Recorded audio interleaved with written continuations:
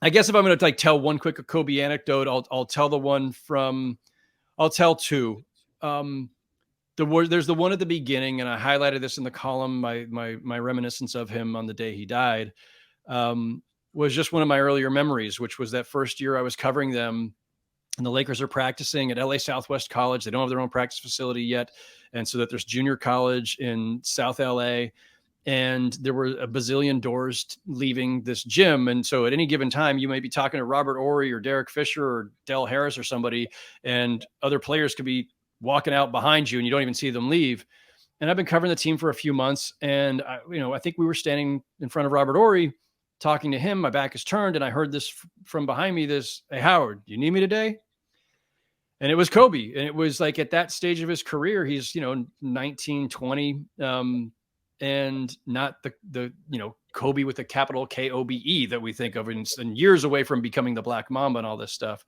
We had a good rapport, and he was checking in. And I think somebody could cynically say like, he's trying to, suck up to the media or something, or trying to like, build a good relationship or something. But I don't think so. Like, that was truly who he was back then. He wanted to connect. He wanted to have that relationship, and he was courteous. He was genuinely courteous. Like, "Do you need me today?" And I think I said, "No, I'm good."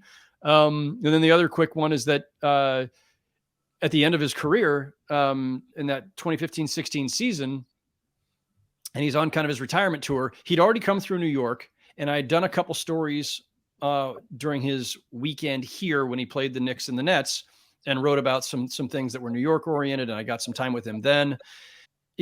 I didn't figure I was going to see him again or cover it. And I wasn't going to go cover his finale, that final game against Jazz.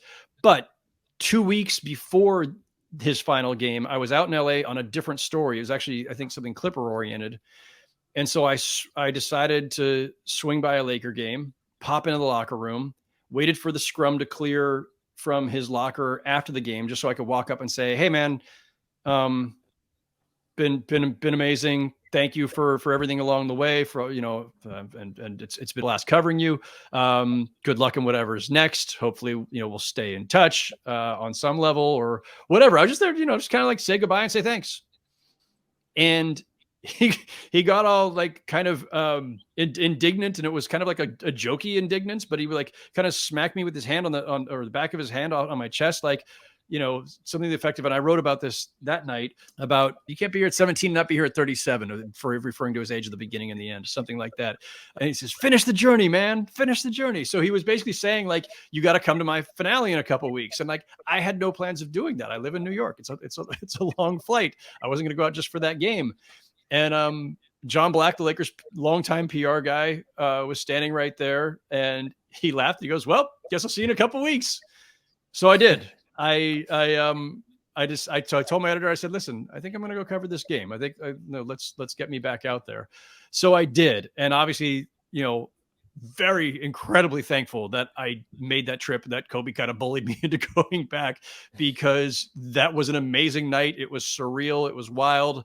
It was like nothing anybody could have expected. I did write about that whole back and forth between us that night for that game.